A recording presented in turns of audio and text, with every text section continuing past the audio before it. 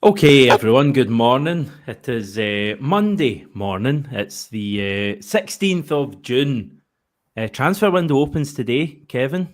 Did you know that? It's open from today all the way until, I think, the 1st of September. So we can chat a little bit about that. How are you, Kevin? Aye, good. Yep. I didn't know it actually opened today. That, for some reason, that slightly reassures me because over the last 2 weeks, I've been watching social media go into various states of meltdown because we haven't exactly done anything. But it's good to be reminded that the window actually only opens today. I'm not getting nervous yet. Yeah, I think it's very early days, isn't it? And potentially from the sounds of things, we're close to 3 signings being reported quite widely. Although a couple of them you probably would view as being squad players at this stage. But we can get into all of that. Morning, everyone. Lovely to have you with us. Bobby's asking if there's any news on offers for players. Is that offers from Celtic, offers for Celtic players? If it's the former, we can get into that. Big thanks to Seneca Medical Group for sponsoring today's video. Number one hair transplantation clinic in the UK. They have clinics in Edinburgh, Glasgow, and Aberdeen as well. So check them out. They'll be with us for the entirety of the 2025-2026 season. We're chatting a wee bit about the Club World Cup there, Kevin. You're loving the opening few games of that. I got from what you were saying. Not. Yeah, it's a bit underwhelming. Sounds very grand. And you think to begin with 32 teams all over the world, this could be good.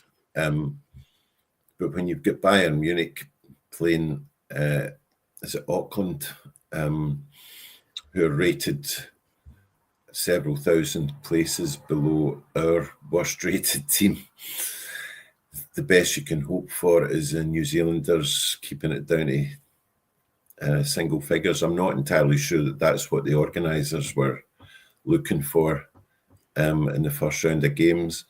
I saw a bit of Porto's game, 0-0 draw, not very good. I was looking forward to PSG versus Atletico. It just looked like an end of season friendly, which effectively is what it is. And I can't understand the organisers' rationale here, because at other points of the year, we're told about the need to keep our big European competitions, especially, and I'm sure the same can be said for the South American competitions, where you basically want to keep your best players in peak condition. You don't want to kind of overplay them. I don't see the rationale for a sprawling, bloated 32-team competition in America at the end of a fairly punishing season, in an era when we actually play more and more international games, because not only have we added a third European club competition, we've also added a sort of corollary to the international competition, international tournament schedule. It's just let's see how much money we can screw out of the punters and sponsors. Yeah, I think there's certainly an element of that. I've seen a couple of games so far. I saw the opening match, and it was an all right game, but it was a 0-0 draw. And then I saw a game earlier, Seattle Sounders against Botafogo. I think not the kind of game you would normally think you'd be watching. 2-1 for Botafogo, wasn't it? 2-1. Ryan Kent is now playing for Seattle Sounders, which I didn't expect to see him when I turned the TV on. But that was actually a pretty decent end to the game. But yeah, I think there's been some disappointments. And I think generally with these things, there is a fair bit of scepticism anyway when something is new. So we'll wait and see what happens with it. I think the point you make, though, about the amount of football being a bit of an issue here, and it's an issue that's been well covered, but I kind of get questions. Obviously it doesn't affect Celtic, but I've got questions about what some of these teams are doing. Teams who, for example, Real Madrid, who will hope to probably win the tournament, I don't think it finishes until mid July.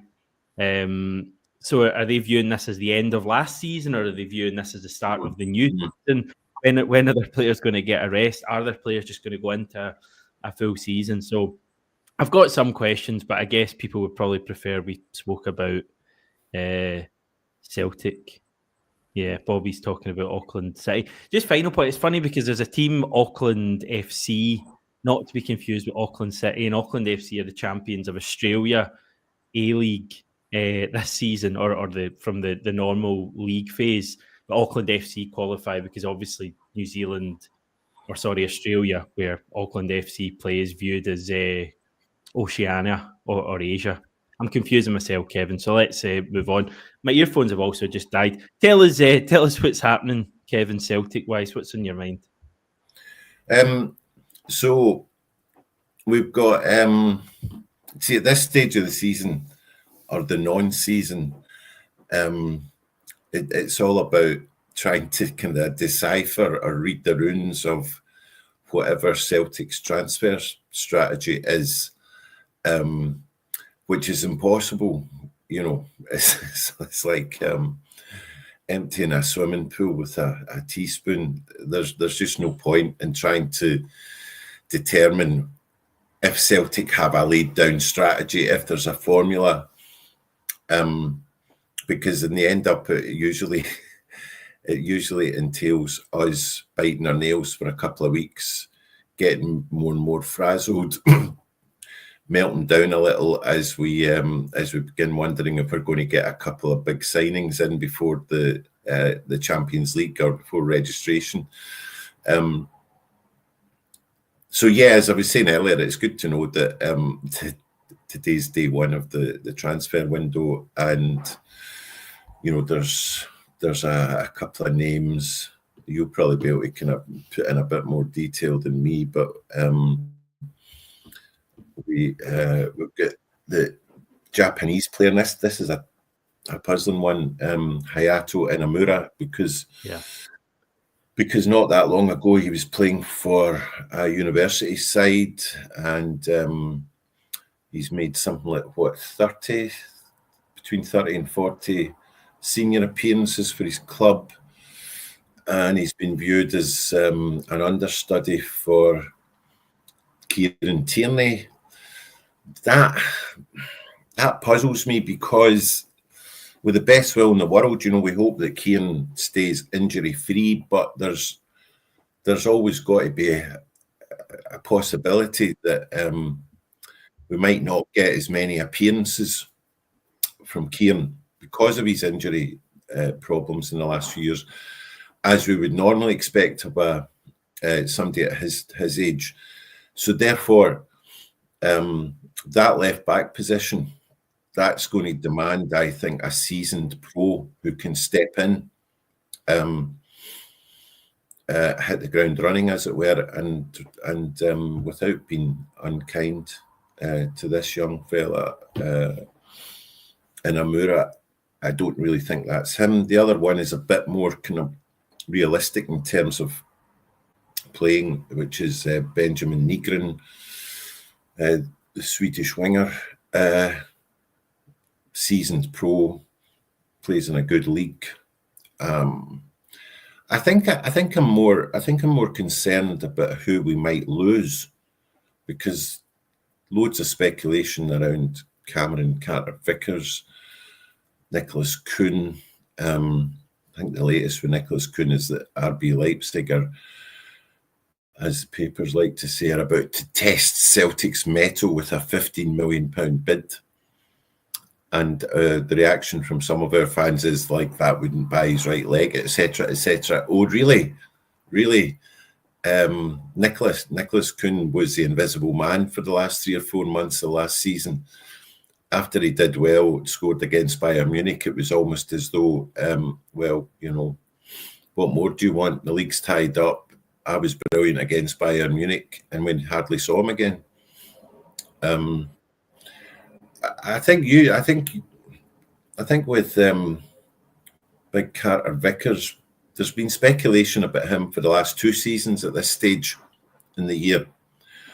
simply because he's been tremendous for us, and also he's playing well for a highly rated international team who are on the up, the US.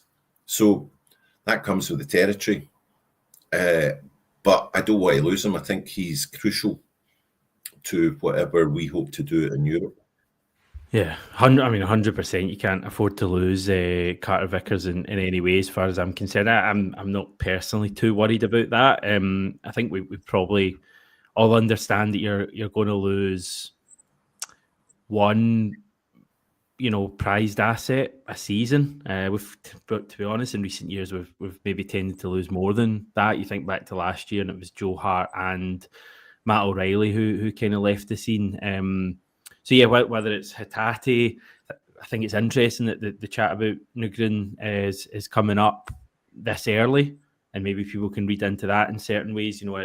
Is there a feeling here that Hayato is likely to leave, and are we getting his replacement in nice and early potentially? Nicholas Kuhn could be the other one, and Kuhn's a strange one because think back to this time last year, and there was a lot of chat about, was Kuhn up to it? And he made a really fast start to pre-season and then had a really great first half of the season, and suddenly everyone had him down as our real prized asset in the squad. And then, as you say, he really tailed away quite badly, I think, in the second half of the season. So he's almost at a similar point to where he was a year ago now, and that you really want to see a strong pre-season and a strong start to the season. Whether I'd sell Kuhn or not, to be honest, I'm open to both options there. I think if a good bid comes in, something like 20 million possibly, I think I'd potentially look to move Kuhn on, take the money, and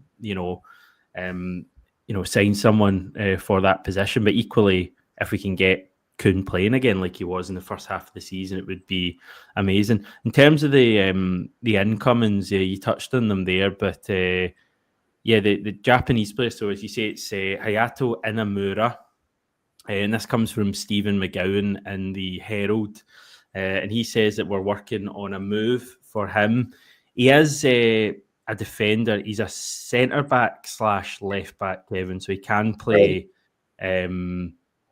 I think actually, to be honest, here it says left-sided centre back who can provide cover at left back. So I'm not sure whether Celtic would view him as someone who could play both and would play both, or whether this would be a centre back signing. He's 23 years old. As you say, plays for Albirex Niigata in the J1 league. I don't think the university stuff's anything to be worried about. I think someone was pointing out Reo Hayato had a similar story, and that's kind of the case with a lot of players in Japan. Just a kind of interesting one here, I think. Obviously, we don't know much about Inamura. I watched a bit of him earlier. Seems a decent enough defender, a lot of heading away, putting his body on the line.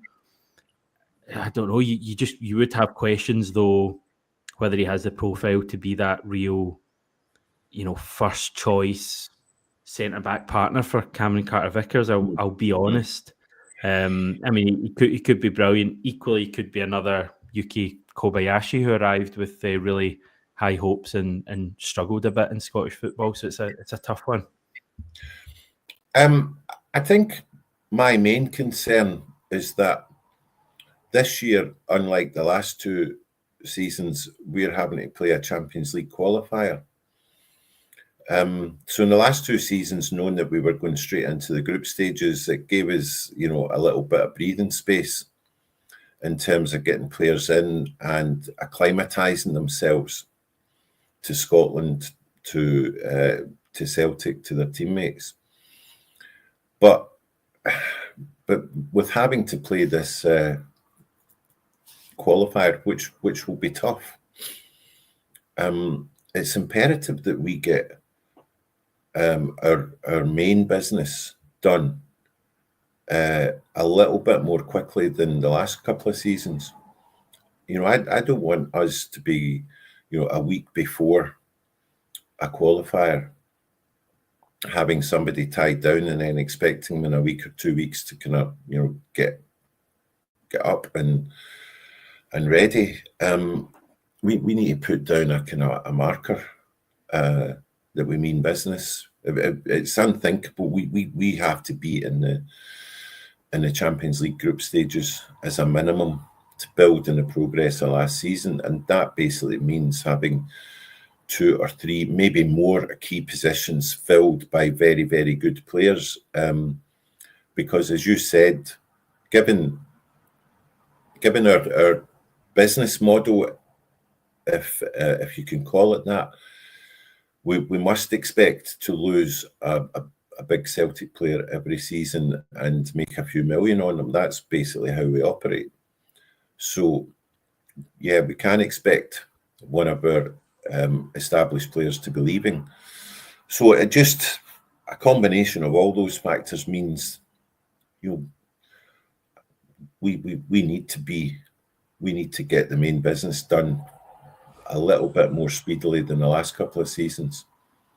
But I start again, it's, if we're at this stage of speculating in 4 weeks' time, I'll start getting worried. I think that's an important point you make where we are. We're 16th of June. It's a point I made a few times, but this qualifier, it's obviously such a vital qualifier. But it's not like previous years where we've had a number of rounds to come through. This is one round of qualifying we've got to come through. We're not talking a mid-July start like we have had, in the not too distant past. I remember one year where I think we had to play 4 qualifying rounds even to make it through to the group stage. I think we failed, but that was the kind of challenge for us. This, and that was starting mid-July, earlier sometimes. This year you're talking I think the 3rd week in August. So we're still a bit over 2 months away from that first leg taking place. That doesn't mean that we can, take our time with this, and hopefully what we're seeing, Celtic being quite proactive here, is deliberate, and it's it's the club kind of getting their act together and realising, how crucial this qualifying tie is, and knowing we need to get players in.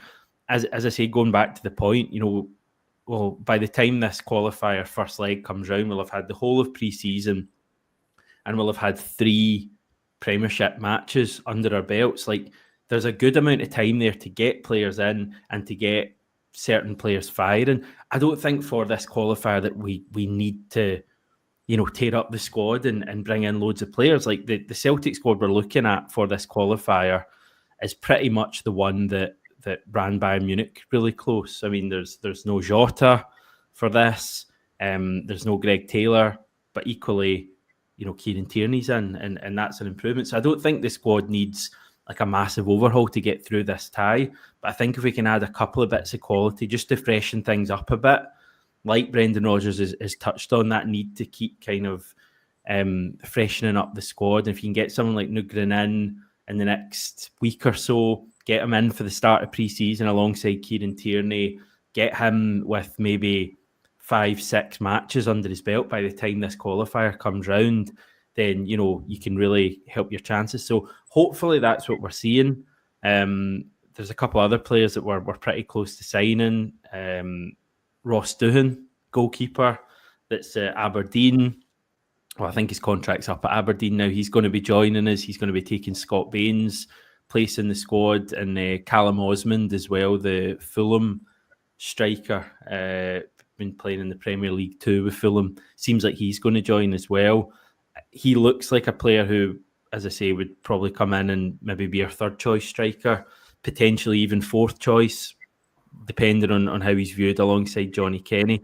I don't think it's someone we should expect so much from straight away, but equally, I don't know if you've seen much said about him, but it seems like he's a player with a bit of potential, and Fulham fans seem to be quite disappointed about him not getting an opportunity with them. Yeah. Fulham fans' reaction has been quite instructive, and it's usually a good indicator. It's one that you can trust. I remember something similar with Matt O'Reilly. I actually think he may be getting primed to be competing with Johnny Kenny to be understudy to Adamida, if you assume that Adamida is going to be handed at least the opportunity to establish himself as our first choice striker. I don't have I've got a kind of more Celtic da attitude to this. I'm not as laid back as you, but the squad not needing too much done to it.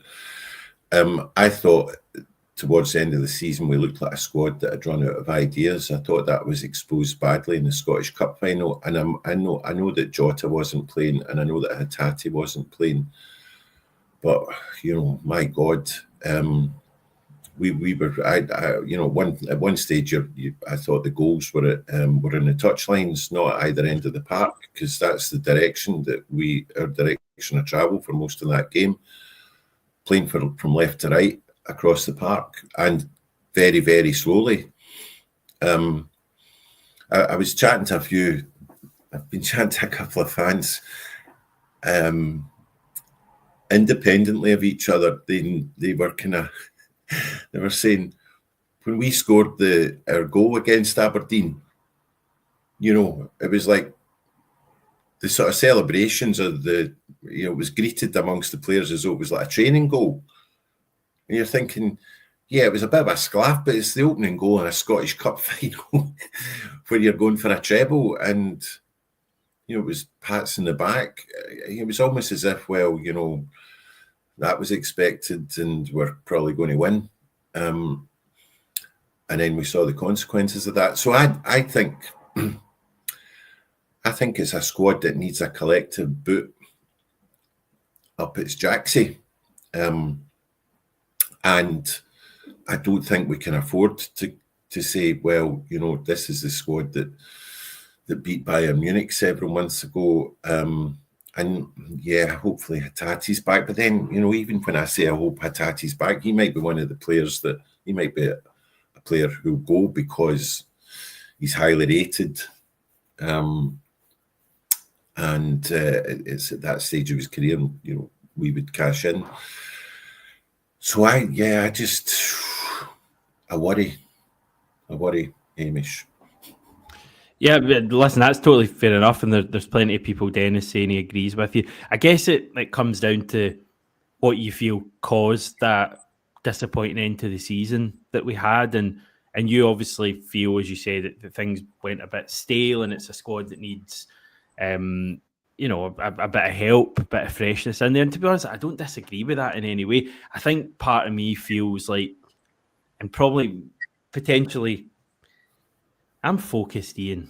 What are you saying? Ian's saying focus. For some reason, I wasn't focused. Ian, I was focused. I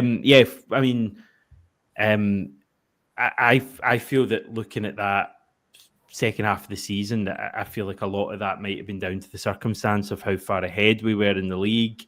Maybe that's naive, and I just feel that after a few weeks, a month potentially, when we get back into the new season, I expect to see Celtic starting the season like we did last season, but I don't know, maybe that won't happen. I do think, either way that you need to bring in players. Like, even if I'm saying I expect Celtic to be better at the start of the new season than we finished the last season, you still need to add real quality, because I can't deny there's certain positions there. I mean, that midfield, the way that midfield finished the season was worrying for me without Hayato. And as you say, Hayato might not be around for the rest of the season, or for this season. So, yeah, so someone bringing in someone like Nygren, I really like the look of him, having watched a bit of him. Yeah, me too. He's playing with Sweden, seems to be a player on the rise as well. And it seems like a good deal for the club, a couple of £1 million they're talking about, because his contract's up at the end of the year. You think if he was in a long-term contract, you'd probably be talking, 6, 7, 8 million, something like that. So it seems like we're getting good value there. He seems set in a move to Glasgow, and I've got quite high hopes for him. Yeah, me too, actually. I agree with that. I think too that I think we're having to. I think the goalkeeper position we're going to have to look at. I think, or rather, it will become more crucial. I think Doohan is a good signing. It's good to have a good third choice keeper. I think that Schmeichel might. I know people are talking about him having one more season. I'd be surprised if he's still first choice after Christmas. I just kind of, I just, I don't know, why do I think that? I just think maybe the last 2 or 3 months, and I'm not talking about the cup final goal. I just think he was a bit off it. And I think it was, I think we didn't really suffer too much when he wasn't playing. So it'll be interesting to see how that develops. I also wonder about I know there's a habit of doing this, but it seems like the fanfare that we've greeted Kieran Tierney with, I just hope it doesn't come back to bite us, because this has been going on for 5 or 6 months. It's like the kind of arrival of the king, and I'm just hoping we're not putting too much pressure on him, on the club, and on ourselves. That we're, the narrative is that we're getting a player at the peak of his physical capabilities, who has played in the Premiership, who was unlucky with injuries, who Arsenal thought was brilliant, or Arsenal fans, were very, very fond of. And on paper it looks great, but yeah, just give him, just take the heat off a bit, turn it down a wee bit. Let's just see how he does first couple of months. You also see various kind of social media interventions saying, it's an eye-watering prospect with him and Jota, or him and Maeda down the left, and will terrorise defences. Just let's calm down a bit. And although you know that I'm a big fan of Adam Maeda, given his goals per minutes ratio, but even though I would like to see him be given the opportunity to stake a claim for being number one. But as you've said a couple of times, Hamish, he doesn't ideally fit the model of the way that Brendan Rodgers likes to play. And if he was to start as our number one and establish himself, then it will probably mean a couple of wee tweaks further back, in order to get the best out of him and to play the way he likes to play, with his, with his back to the goal. Although again, that's probably been unfair to him. He's not just a back, an old traditional 1980s, 1970s style striker who likes to play with his back to the goal. He does a lot of hard work, and he comes deep if required. And there were quite a few goals last season where he might not have been the main assister, but he was involved crucially in the build-ups to goals. So I wonder, if he's playing in that position, and the way he plays, does it become all the more crucial for us to sign a midfielder who's got, very, very good passing ability, who can find him? I would imagine would enter into Brendan Rodgers' thinking. Now, Hatate's got that in his armoury, as you know. Hatate can take the ball, turn quickly. He's got the spatial awareness, and he can move the ball on very quickly in the blink of an eye. But until his future is tied down, we won't know. So there's these things to be going on with, just even about the existing members of the squad, Hamish. Yeah. I mean, I feel like Hatate probably will move on. That's my gut instinct, and I think that Nygren might well be his replacement. I think he would probably play, from what I've seen, on the kind of right of the three in midfield, rather than Hatate tends to play in the left. So he might be slightly different. I've seen bits of him. He does strike me as a bit of a Matt O'Reilly in terms of the way he plays. You know, really good left foot, chips in with goals, can also assist things. So I'm quite excited about Nygren. We got a comment in there just about, the rest are just speculation. It's plunging, and I totally get, people feel that it's just speculation. It does really seem like the club are pretty close to signing 3 players, and we'll be talking Nygren, who it seems like is going to be announced relatively soon, and he'd be a first team signing, and also Doohan and Osmond, who would join the first team squad. They're not B team signings, but potentially, players for the future, or certainly in Osmond's case for the future. So it seems like the club are close to signing these 3 players we're talking about. I'm less sure about Inamura. That seems to me like that's a way off, but we can keep an eye on that as well. In terms of the striker stuff, I think Ida's it's a tough one with Ida, because I think we want to see him given an opportunity, because I think his best form he's had in a Celtic shirt has been when he's been given an opportunity.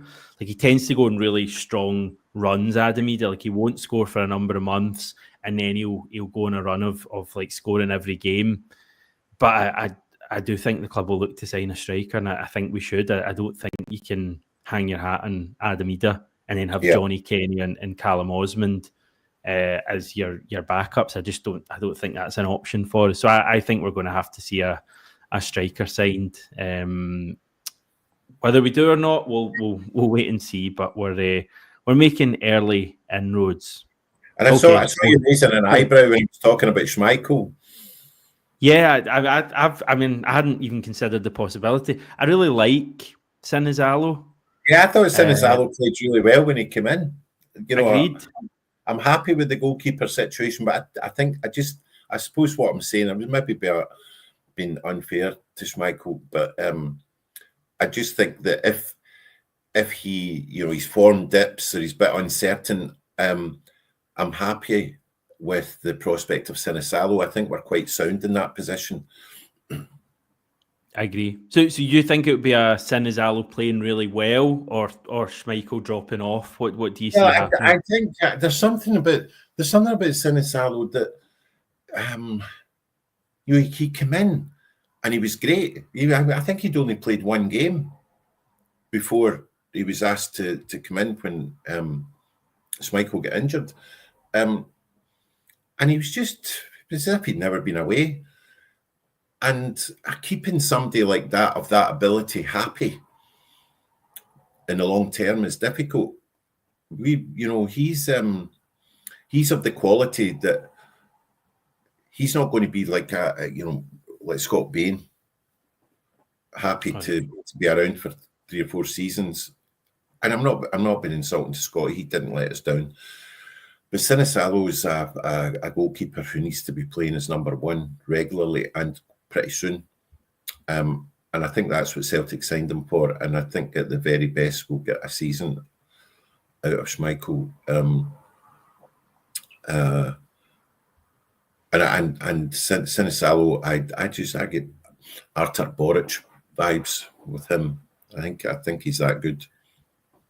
Yeah, it's certainly something to keep an eye on during the course of the season. I think we're going to see more of Sinizalo. I mean, we've said it a number of times, but give him the cup competitions at the very least, and let's see what he can do. Okay, we'll head for now. Kevin, thank you once again for coming on and chatting. Thank you, everyone, for tuning in, watching. Big numbers today, which shows that the transfer stuff is interesting to you at least. And we'll continue and return with the morning briefing this time tomorrow.